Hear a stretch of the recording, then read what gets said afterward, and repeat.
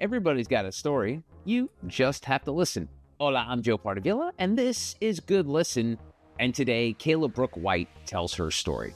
If you go to a therapist, have you ever asked them, hey, how'd you become a therapist? Well, probably not, because usually the questions go the other way, but I often wonder how a therapist becomes a therapist.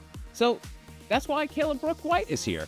She's going to tell us how she became one, what drives her, and how she helps women and couples every day with therapy and life coaching. Kayla, how are you? I am doing great. How are you?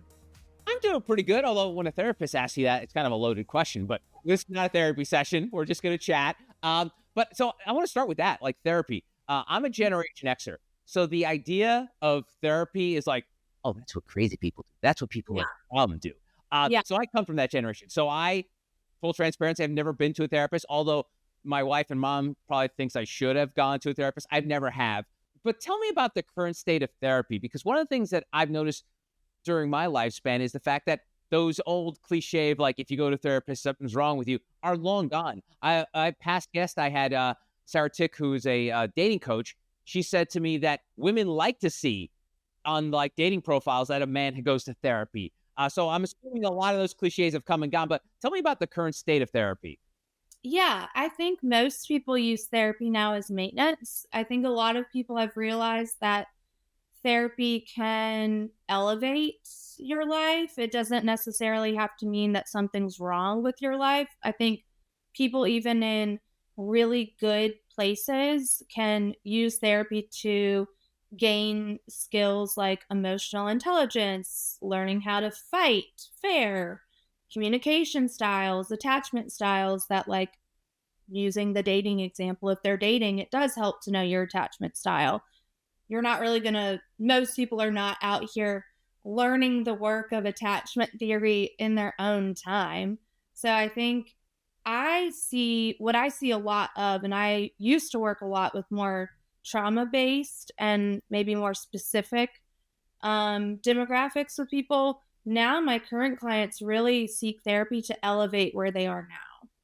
Interesting. So it's almost like home improvements. Like there's a couple things they want to work on. And let's get to, before we get to how you help these clients, how you got to helping clients.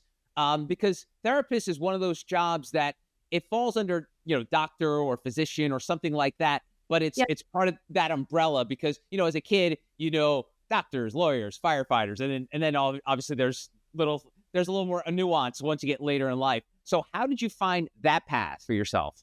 Yeah. So I feel a little lucky that my parents, who are in their 60s now, they divorced when I was around 11 ish. And they actually put my brother and I in therapy because they didn't want to triangulate us. They didn't want it to be mom and dad, like us picking sides or any type of triangulation. So I actually started seeing a therapist at a pretty young age in around middle school, and I saw Wow. her through high school.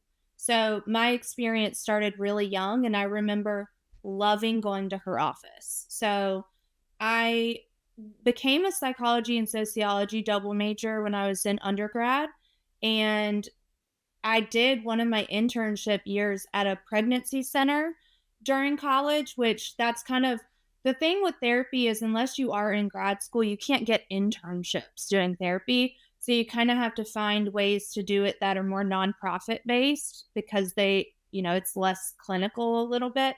So I did an internship working at a pregnancy center where we kind of are counseling women through options and, whatever they want to do. And then I took a break between undergrad and grad school, but the end goal was always to be a therapist. And that Wow. kind of started pretty young for me. That's pretty cool. It's funny, talking about your parents divorcing and putting you guys in therapy. I remember, again, showing my age, there used to be actual specials about what parents going through divorce and the effects of the kids. And I remember every time my parents got into a fight, I would cry, like, oh my God, mom and dad are getting a divorce, not knowing that, you're perfectly fine. But I think also the idea that the kids are fine on their own because kids are resilient It's Yeah. it's interesting that your parents were so proactive in Yeah. putting you guys in therapy at such a young age. Do you know where they got that idea from? Honestly, I do not know. That's a great question. I should ask them. I know it really started because for me, when they started dating again, that kind of rattled me. They didn't have a bad divorce. In fact, I don't really remember the intricacies of their divorce because they kept that away from us, which I think was a great thing. But I do remember around the time when they started dating again, they didn't want us to bash the other Yeah. parent. So I know, I would think that they wanted an outlet. They were like, okay, what's an outlet that they can have to go and talk to about some of these big feelings that's not going to tarnish like the relationship with either of them? Interesting. And it's obvious that had it impacted you, your life going forward. But when you were that kid, were you self-aware enough to realize that what you were doing was a good thing? Because I can imagine, again, I'm just assuming here, I can imagine that there probably weren't a ton of kids that you knew, your friends, that were going to therapy at that age. So did you realize what it was doing to you at the time? I honestly, I don't think so, and I don't remember talking about therapy as a child. Like for me, it was just we had our appointment every week, and that's what it was. And I viewed it more as I think like a doctor's appointment. Like, oh, I just go and talk to this person. I don't think it really resonated. Like, I don't ever remember having conversations with friends about therapy and what we're talking about. But I do remember really liking her. She was a woman and she was so validating. I remember when, especially my dad started dating someone because, the dad, daughter, stepmom dynamic can get a little tricky for some people. I remember her like bringing my dad in and she was so good at explaining to him where some of my feelings are coming from. I remember little things like that where I was like, wow, that's so helpful. But in the big picture, at the time, I don't think I realized what was going on. Yeah, as kids, we suck at self-awareness, but I was just Yeah. curious because you seem so advanced because you were going through this process, and I wondered if you even realized that it was having this effect. And obviously, it left an imprint in you that you were like, "This is what I want to do for the rest of my life." And was that what you were like in high school, and like right when you were going to make that decision to college, that it was like no question, therapy was the way to go? I was always an academic. I always prioritized school and education. So I knew I wanted to do something of, I don't know how to word that, like impact. I think that was always something that I wanted to do. I'm from a very, very rural town of, I mean, we don't have a stoplight in our entire county. So I knew I wanted to get out of there. And honestly, I didn't know, like a lot of bigger city people, I didn't know a lot of people who had forged their own career path. A lot of people that I grew up with, they stayed in the same job for 40 years and then they got retirement and then that's just what they did. So I always knew I wanted to get out of my small town. I wanted to do something of impact. And I always loved the mental health field. That's why I declared a psychology, sociology double major. And I think it was in college that I really solidified like this is what I want to do. That's awesome. And then so you go into that nonprofit space, but then how do you make the jump from doing that to where you are today, where it's a mixture of life coach and therapist? Well, tell me about that transition. Yeah. I, went to grad school and in grad school you have to do residency. So in residency, you have to have X amount of hours. So what they try to do in residency is have you do your practicum and internships at different places to get a feel for what you like. So I did one of mine at the DC jail, and then I did another one at Phoenix House, which is an inpatient, outpatient PHP substance abuse rehabilitation center. And while I loved working with those populations, I realized that wasn't necessarily for me. And then I did my residency in a private practice setting. So I have field work experience in pregnancy centers and drug and substance abuse in the criminal justice department. And then I really wanted that private practice experience. So learning the private practice experience, they don't really teach you business tools in grad school to be a therapist. Right. So I used that time to really pick up skills of I'm an entrepreneur at heart. I don't like working for other people. I like my own schedule. I like autonomy. I like that's very, very important to me. So I really had to navigate how can I do that? So I tried to use all of my experiences combined to then when it was time for me to go out on my own, I was like, I feel like I can do this. Wow, that's so cool. If you don't mind going back to the time when you were working at with jails and with in sort of rehab facility, Yeah. you're a self-described country girl. Was there a bit of culture shock that you're like, holy shit, what did I get myself into?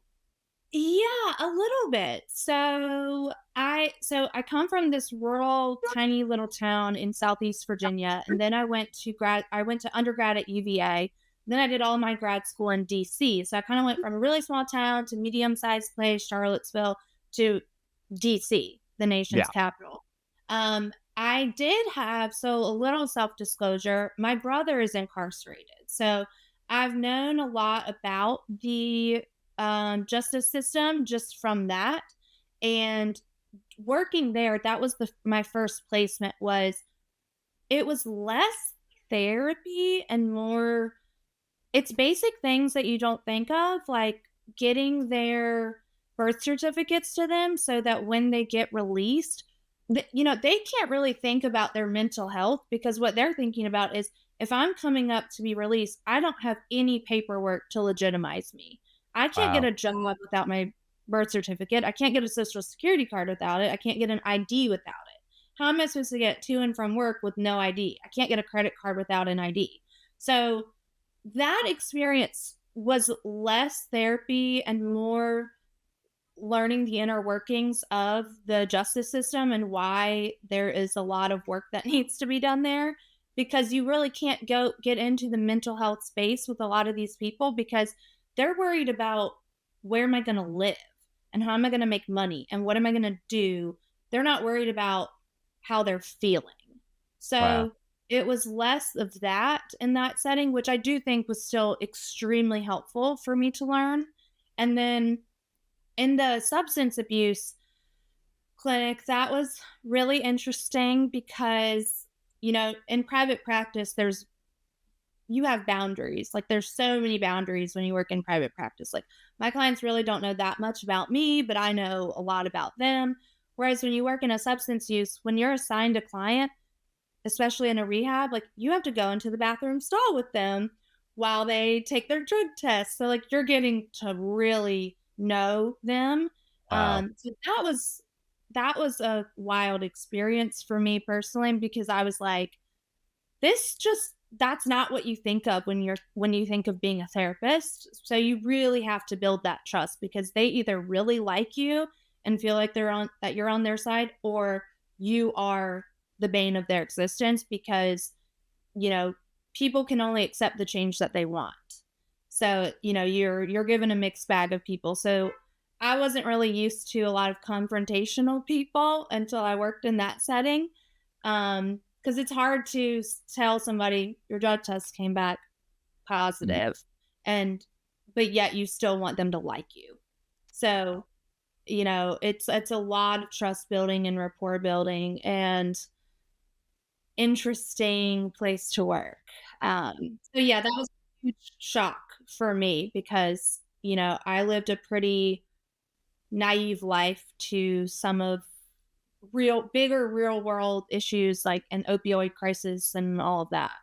Wow. That sounds like a lot. And going back to the point that you made that you have an entrepreneurial spirit. So I've worked with a lot of doctors and people in the healthcare industry who decide later on in life that they want to be entrepreneurs. But the one thing that they've always told me is when you're going to medical school, you're going to grad school, the idea of classes that are business minded, there's not even a iota of a chance for you to learn that. And that's why a lot of physicians and people that go into healthcare have a lot of problem First of all, they don't have that entrepreneurial gene, which I have this running joke because I do a lot of business podcasts. It's like, I feel like entrepreneurs are psychopaths. And I apologize for using that term in this setting No, here, but like, it's really hard to do so. So the yeah, idea of doing this track of working in the healthcare field, no matter which one you're doing, there's nothing they teach you about how to run a business, how to run an office, none of that.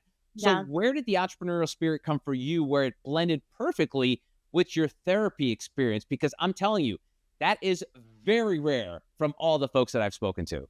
Yeah, I agree. I think entrepreneurs were our own kind of breed. But so my dad was a business owner. He owns a trucking company. So I just remember his grit and I mean, as an entrepreneur, you get it. There's not days off. It's you have a business or you don't. It's not like, oh, I'm going to have my business a few days a week and then I'm done with it. That's not really how it is. So I remember watching him work a ton as a child. So I do think subconsciously that helped a little bit. And then, but in grad school, it's kind of funny. I remember professors saying this all the time.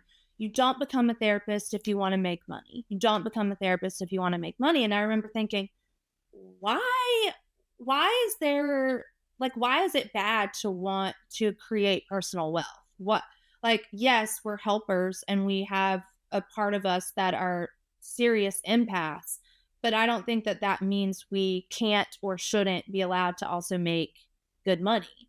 So I remember hearing that, and I'd like to go against the grain a little bit. And I remember hearing that from multiple professors, and I thinking, that's not true. Like, I want to make decent money. I want to build a life for myself, and I'm going to do that with this career path. So I think that it's kind of one of those things when you hear somebody say, you can't do that, you're like, okay, well, let's see. Good for you. Yeah, it's such a strange message because I get where they're coming from that you're not, I mean, you're not going to make millions of dollars as a therapist. It's obvious. Yeah, like we get that. But why they would say that to you in such a way? Because yes, obviously you're not going to, start a tech company and become a billionaire as a therapist, but Yeah. but you can make a living. If therapists didn't make a living, there would be no therapists. Very odd.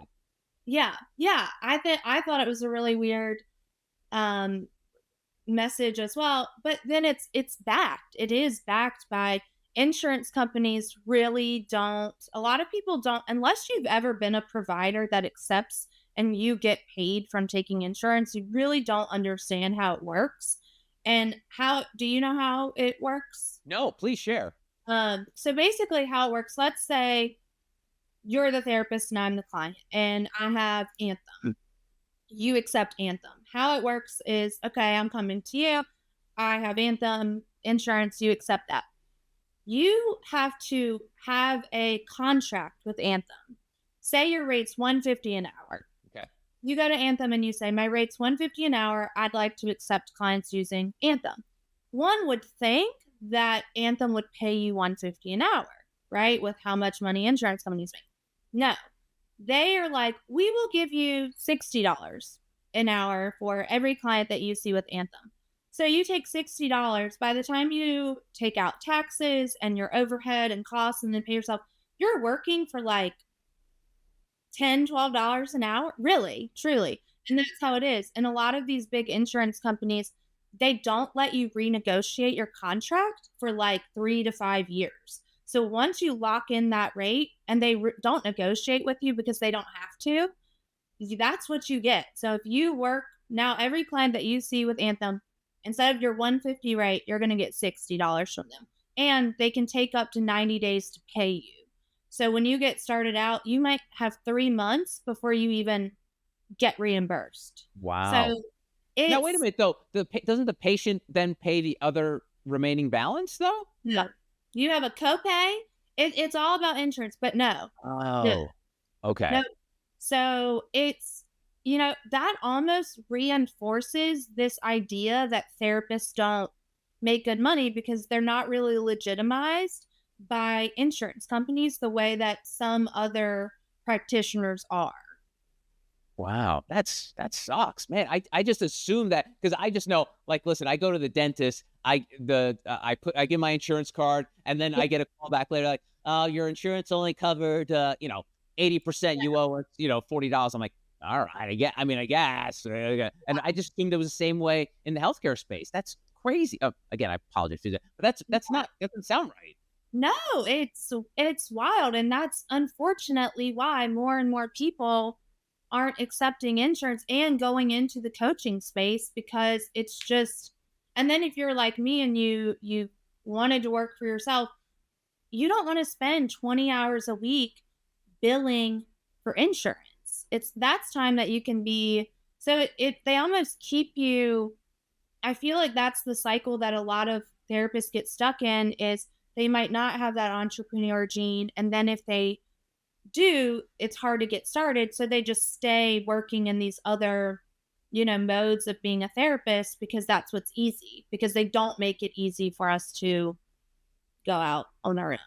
Wow, that sucks. And so now, as a therapist, how do you personally, if you don't mind talking about it, like, are you one of those where, hey, listen, I just can't accept a healthcare insurance because it's just not worth it at the end of the day? As much as you want to help people, Yeah. you obviously have a living to make, right?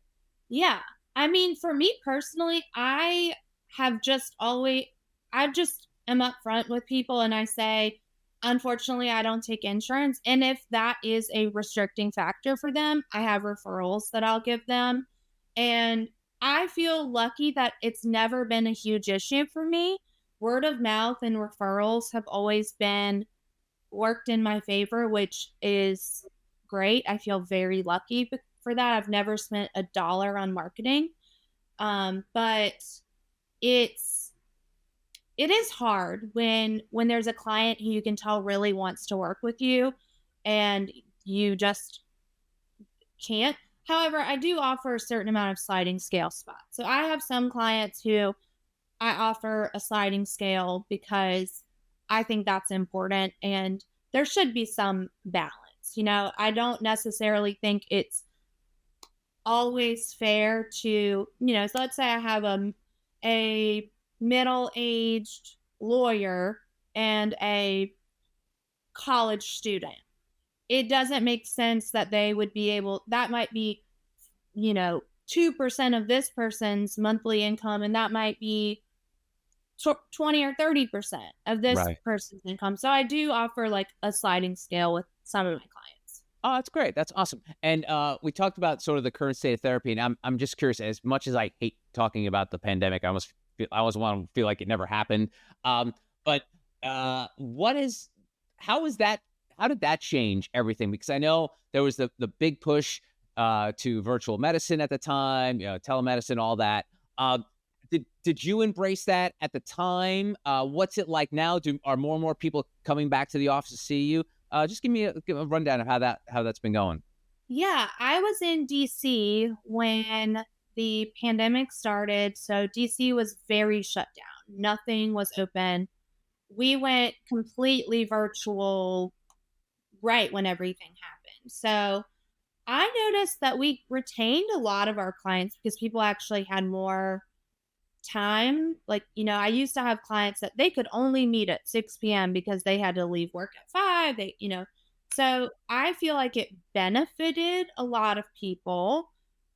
We definitely saw an uptick in people reaching out for therapy. And since then, it's a mixed bag. I feel like some people and certain generations, younger generations, they love Zoom, they love teletherapy or telehealth or whatever. But I have an office. I think for me, I like going into an office. There's something about it that makes me feel like I'm being, I don't know, one, just getting out of my house, but two, I like to give people the option. Like, I have plenty of people that are like, virtual's fine and great, and I love it. And then there's people that they like the space that a room holds that doesn't necessarily, that's not in their home. Like, they might not want the things that we are going through and opening up. I call it the boxes. Like, we open up boxes in some sessions, and maybe they don't want to do that in their bedroom or where their roommate can hear them or their spouse or kids or whatever. So I think a lot of people do really like having a space that's just for that they can then leave. That's cool. No, and the last thing about the pandemic is I always wonder what the lasting effects of it going to be. And my brother had a child on March 1st of 2020, so he's basically a pandemic baby. Lived in New Jersey, everything locked down, nothing going on, and it's an only child. And Yeah. I have conversations with him and my wife. I'm like, man, what is this? What? How will that, 2.5 year, just basically like people trapped in a house? How is that going to affect the child? And I know you don't work, you might still work with adults, but I'm just curious in terms of like the effect that those couple of years had on people Yeah. and what's the trail of it now? What are you seeing? I feel like couples were really, really impacted or stunted by it. I think the pandemic either strengthened a lot of people or it, you know, made them lose a few skills that are important, like communication skills or just social skills for some people. When you're not, every skill that we have is like a muscle. And if you're not working that muscle, it's going to get weaker and weaker. So, lasting impacts are, I think a lot of people didn't learn how to communicate their needs effectively. For instance, let's say you have a couple who's living in the same house, really couldn't leave for a long time. Maybe their needs were that they needed space, but instead that came out as they got used to just blaming the other person. Like, you know, you're in this cramped space. Does that make sense? Like, Yeah.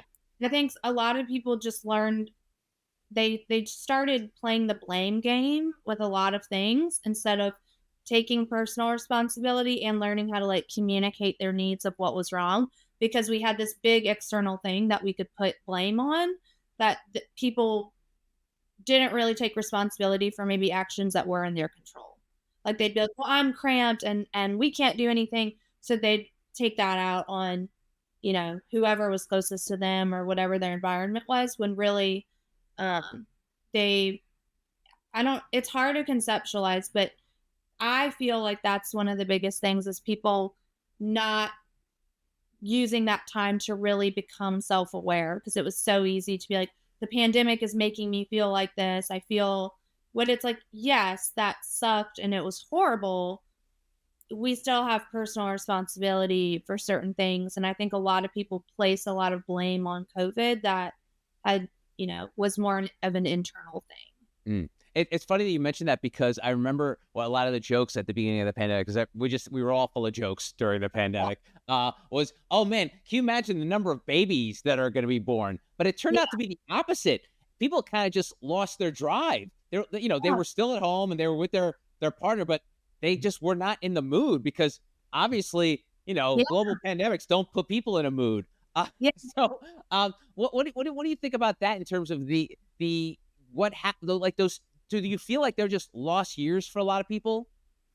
I think some people, yeah. I really think when, especially couples, because I love working with couples, I think that it either made them stronger and learn how to be really good communicators because you had to be, because you were on top of each other all the time if you lived together, or it drove a huge wedge between people and they were like, I don't want to see you for like days because, I think there was this kind of separation between the two. And I think people either magnified, it was a magnifier. It either magnified the good that was in the relationship or it magnified the parts of the relationship that weren't really that great. So I do think for a lot of people and for kids, I've noticed some social skill delays with some kids and teens. You know, some of these kids went from being like 8 to 11. That's a huge developmental gap from going from, 8, that's around like second, third grade, to being a middle schooler. You were once in school with kindergartners and first and second graders, and now you're in school with seventh and eighth graders.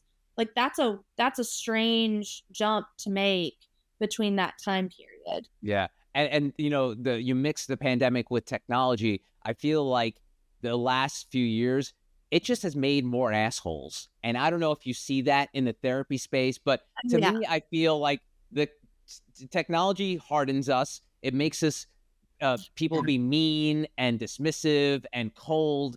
But then on top of that, you have more technology because of the fact that you can't go anywhere and see and interact with other people. So Yeah.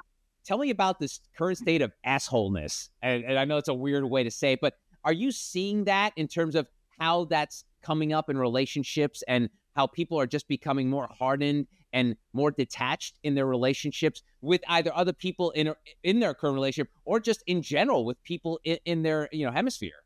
I think technology is wonderful. We wouldn't be doing this podcast without it. I wouldn't. However, I think that technology has made a lot of cowards.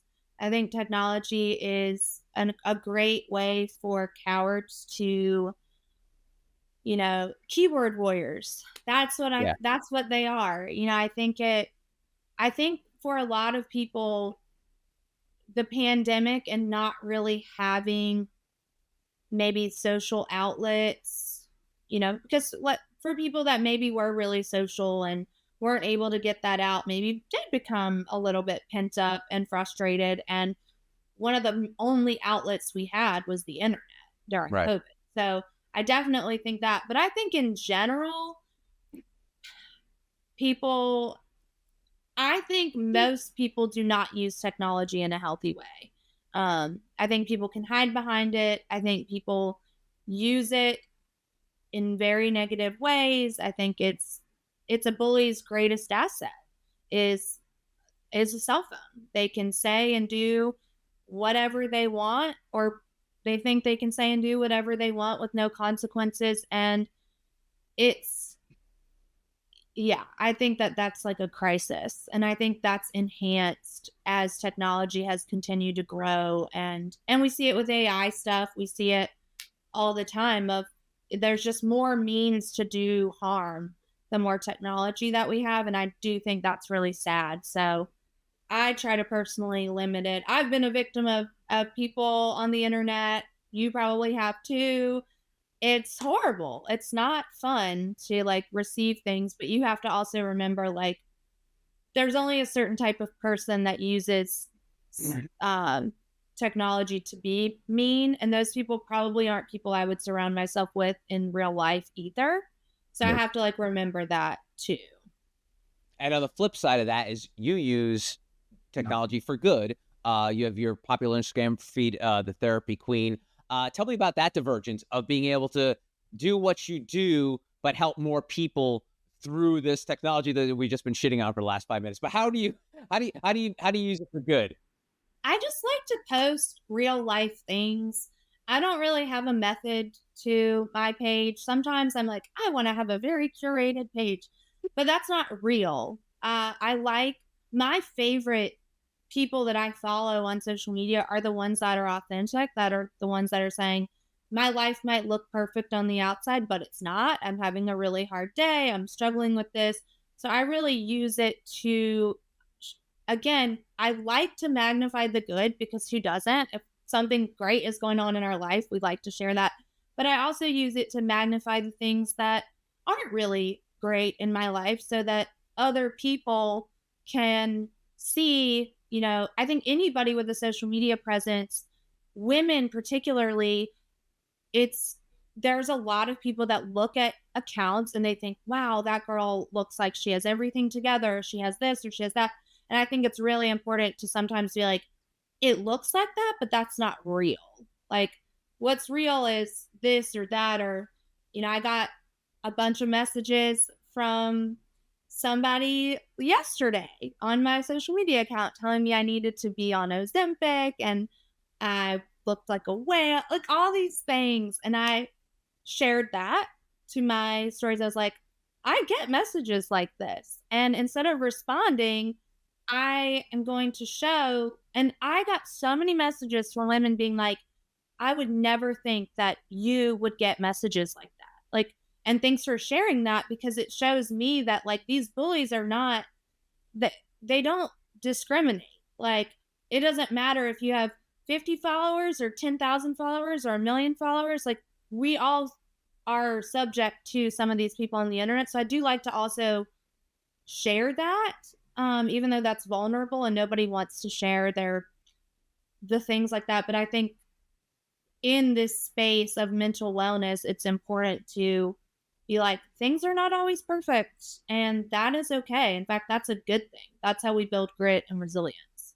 Wow. I mean, I yeah, so my social media is just like a lot of pictures of my dog, and I talk about my podcast and stuff like that. So I just don't understand how people get off on like the idea of sending a negative message to me just sounds like it doesn't sound like something and it's not, but it just doesn't sound like I'm just trying to find out what their motivation and what they get out of it. Like to me, I'm a huge proponent of self-awareness and understanding what's going on in your life and other people's lives. And to think that sending that message may make you may make a person feel good, and make the other person feel awful. Like, why would you ever want to do that? It just seems very, very weird. And I'll never understand it.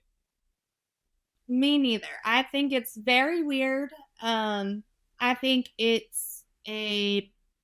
mean, I really deeply believe that hurt people hurt people. So when someone's hurting, they tend to hurt other people. But I also think that there really are people that just they don't really have fully developed. Most of us have that our prefrontal cortex, which helps us with decision making and judgment. I know, let's say we're both human. There's people that I don't care for, but I'm not going to go rattle off a message to them, especially with my name attached to it, which I wouldn't anyway, but with my name attached to it in the day and age that we live. But I really do think that that's part of it. I think some people don't think about the consequences of what they do because there's some delay in their judgment of, I'm just going to say this and forget about it. Well, it's the internet. That's really not going to happen. But I think it's a mixed bag of there's some people that do get off on that. They feel better, or they're hurt, or there's some judgment prefrontal cortex issue. And last thing on this, Kayla, is the fact that so I worked my entire life in radio, and I always had the perception of if you don't like something that someone does, you just turn it off and watch something else, listen to something else. So to me, the way I've been sort of raised and like the way I live is like, hey, if there's this thing I don't like, I'm not going to boycott it or write about it. I just won't either go shop there. I won't listen to it. I won't watch it. So it is weird. So, and I get it. Like I was very fortunate for like 20 years. I was on the radio in New York. So I had this outlet to say and do what I want to say to other people. But for most people, they didn't have that. So I have this sort of detachment of like, it doesn't pay for me. Like I just had my air conditioner worked on the other day, and I've gotten a text every week from the air conditioning company saying, hey, will you please leave a good review? And I'm like, no, I don't leave bad reviews. I don't leave good reviews. So I don't want to do any of that. And on the subject of reviews, I know that's a big thing in the world of healthcare and therapy. Yeah. How do you handle that? Because again, you said the thing, what's out there is out there. So if someone leaves a bad review for Kayla, it's out there, and it's probably gonna be out there until the day you die. Yeah. How do you grapple with that? It's never fun to read, any negative thing about yourself. However, I think a huge part of entrepreneurship is I take it back to that because I hired a mindset coach when I went out to work for myself, and we talked about this. They were like, you're going to have people that don't like you, and you're going to have a bad session at some point in your career, and there's going to be somebody that is disgruntled with you. That is part of life. And if you can accept that as part of life before it happens, when it happens, it won't be a huge deal. Because I think in the mental health field, I have to realize that not everybody is going to like me, and I'm not going to like everybody. So if I can accept that and remember that when that has happened, which I've had clients who were like, I don't think we're the best fit. It didn't really sting because I was able to say, that's fair. Like, that is fair. And everybody has bad days, but I'm fortunate so far that I don't have I don't think any negative reviews, but if I do, I don't read them because it's not my business. I live by that. Other people's opinions of me are not my business. The only opinions I care about are the people that I truly feel like know me, which is a very, very, very few people. And if they're not those opinions, then they're not really based in true fact. So I have to like accept that and move on from it. I love that. And that's such a Southern thing that you just said, because a friend of mine who's from South Carolina has that same line, a little separate version, but he basically says other people's opinions of you is none of your business, which Yeah. is such a great way to live, but it's really, really hard. It's really hard because you're like, you don't want to come off as arrogant or cocky or whatever, but you also don't want to let the opinions of other people dictate how you portray yourself. Like, and there's a fine line between that. I think that a lot of people struggle with. Oh, I can only imagine. So let's converge technology in your entrepreneurship, because you also have an Etsy shop where you sell stuff like hot girls go to therapy and stuff like that. Tell me about that. They look great. So, but like who like people buy this stuff? Yeah, people buy this stuff. It's, I think it's fun. I think it gets a message across that's kind of cheeky. I I'm a pretty cheeky, witty, sarcastic person. And I don't think I really fully embodied that until I was in now in my 30s, where I'm like, that's just who I am. Like I like slogans and little cheeky things like that. So I was like, what's a way to get a therapy message across that also, I remember actually I got inspired by it because I saw a poster or something that said, my therapist knows about you.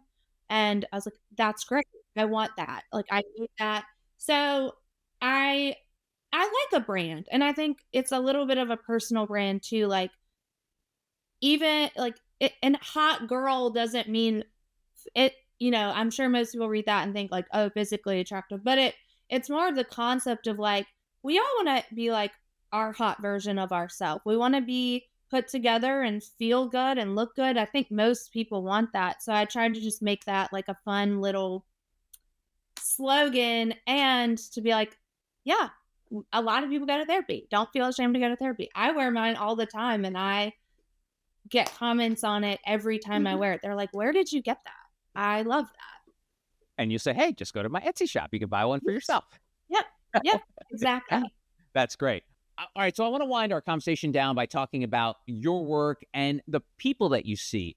Okay. For folks that might be listening to this and say, like, who does Kayla talk to? Like, what kind of problems? What are some of the common recurring problems that you see walking through your door on those virtual visits with the folks that you're working with? It really, I feel like I ebb and flow with who I work with. I work with a lot of, this is just at the most basic level, but self-esteem rooted in maybe that's anxiety or depression or confidence. I see a lot of that. I also see a lot of if someone is in a relationship or if they're a couple, learning how to fight fair. Like, we all know that couple that when they fight, they blow up and they don't know how to have that. What is the balance there? So I see a lot of couples who really want to come in and learn, like, okay, we're not always going to get along. So what do we do when we're not getting along? They kind of want that coach in that situation to be like, this is what, based on both of your needs, this is what probably needs to happen when there is conflict, or this is how to communicate when you are feeling a certain way, or this is what you do when your partner's feeling a certain way, or vice versa.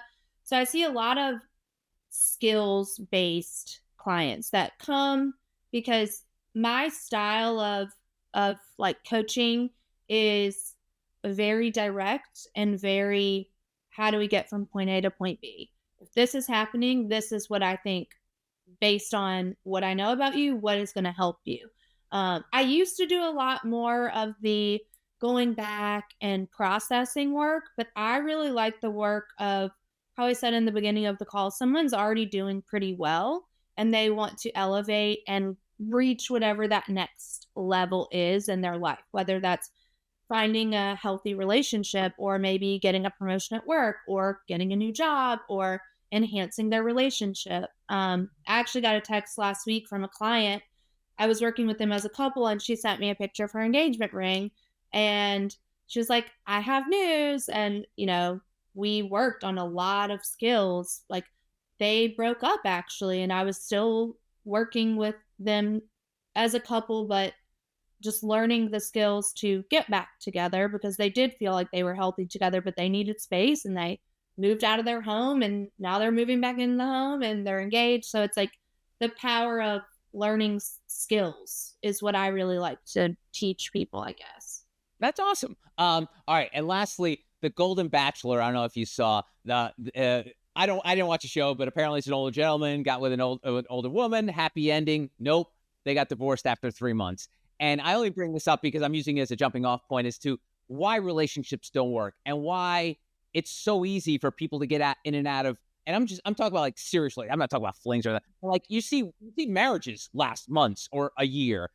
If you were to put your finger on the one reason why relationships don't work, and I know there's probably a million, what would one be that you feel like is one of the biggest drivers as to why relationships don't work? I have thought about this question a lot. My personal opinion is there's some difference of values. I think some people might say trust or communication or whatever. I think at the end of the day, we have our basic set of values that we live by, whether that's, how we like to spend our money or how we like to spend our time or how we like to communicate. And if those are not aligned, then it's going to cause issues for you. So I think it goes down to just your basic set of values. Like, are you aligned on the things that really matter? Because if you are, you can get through the hard times. You can have the hard conversations. But if you're misaligned on one of those things that might seem very basic, for instance, like social life, for some people that has a really high value. They really care about their community or whatever. How do you mesh that with somebody that likes to be home? And, at the end of the day, I think it's a differences in one of the core values that you have. And I didn't watch the season either, but I think that might have been one of the things because they were living separately. So maybe they didn't fully take into account, oh, my family is here and family is a very high value that I have, and I'm not willing to relocate because that means I'd have to disattach from the value of family that I have, and I'm not going to do that for a marriage. But it comes down to the value of family that person has. That's At least great. that's my opinion.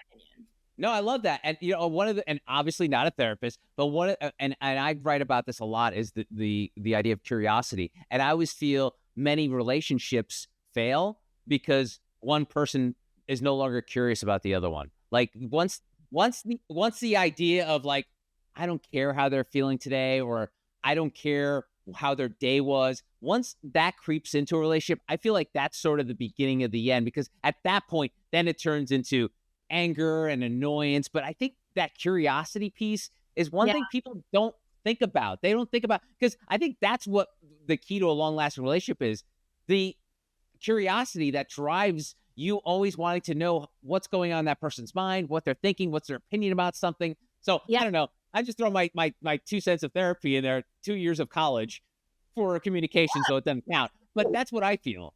Totally. I totally agree. I think we have to look at our partner with a sense of, when I go through an emotional needs with clients, admiration is one of them. And I think the second that goes missing, the relationship will go south. I think if you are not looking at your partner thinking, how can I make them happy, or with some level of admiration, or like you said, curiosity, then really, what do you have?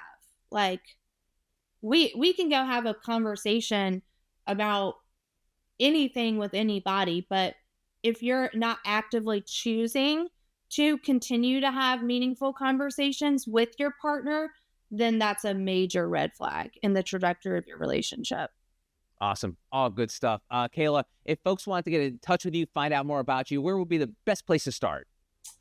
Instagram, The Therapy Queen. I remember when I got that handle, I was shocked that it still existed. And then my email is Kayla at Kayla-Brooke.com. So it's very easy. And you can email me from my Instagram as well. So yeah, thank you. That was really fun. And that's today's Good Listen. I'm Joe Pardavilla. You can always connect with me on X, LinkedIn, and Instagram at Joe Pardavilla or TikTok at jpardavilla. If you'd like to shoot me a note, you can send an email to joepardavilla at protonmail.com.